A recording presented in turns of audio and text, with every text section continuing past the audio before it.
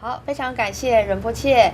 那仁波切是不是也可以跟我们开示一下有关五加行的内容跟这个皈依的关系？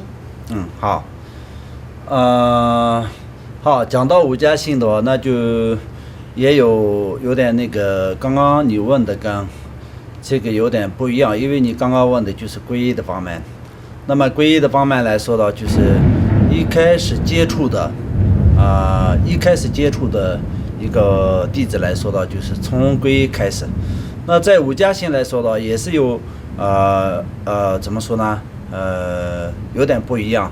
不一样在哪里呢？就是像比如说我们藏传佛教尤其是尼玛派的，那就必须得要修持五加行，才是可以学更高的法或者更深的法，也这样。所以就是有一个功课叫做五加行。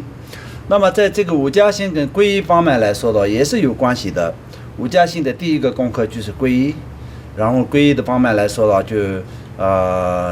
就要圆满10万次的四皈依文。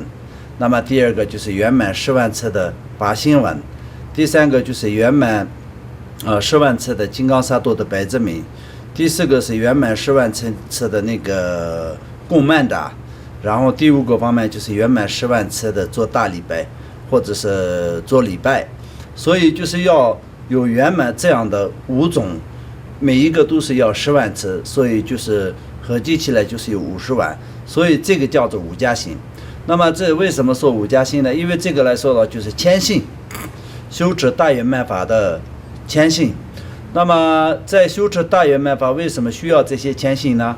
其实这个来说的就非常重要的一个弟子来说的，能够可以接触殊胜的法，是一定要有一定的福报才可以。所以圆满这些福报的方法就是要修持五加行，就是这样。那么在修持五加行的时候呢，就要第一个就是要修10万次的皈依文的时候呢，就必须得要观想皈依经去修持。那么第二个修持发心文的时候，也是必须得要观想那么在第三个金刚萨埵也是观想金刚萨埵然后每一个都是有修持的方法，有分别来说的，就很仔细的讲的话，那都是有非常怎么说呢丰富的内容，而且是有非常深的内容，所以这些都是今天不需要特别多的解释。那大致上来说到，就是五加行每一个都是有必须得要经过观想跟修持，你这样一起来修持的。这也不能是说是刚是数量达到10万次就圆满，这样的话也是不是说是特别圆满。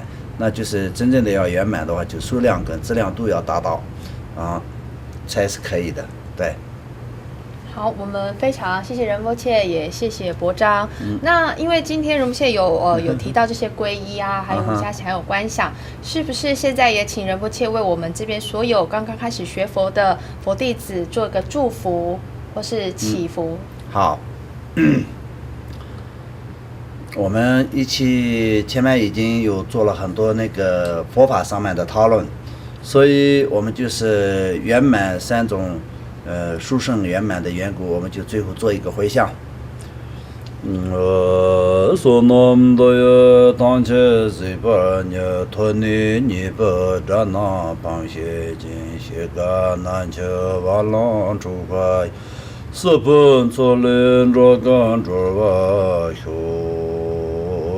将巴拉巴维杰特兰千巴当干达桑巴太阳的眼的得到感觉即是到了不尽给完得到他们接着的我都什么些不加吧当姐姐我哇讲篮球的我吧老哥哥我在我的感觉上不有个了的我来就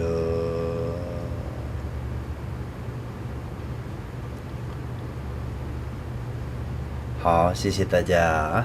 我们谢谢仁波切，也谢谢大家。我们今天也非常的荣幸有请到公博仁波切来到现场，为我们大家做这么好的开示。那么我们也在此呢，祝愿大家学佛有成，吉祥如意。谢谢大家，谢谢。哦。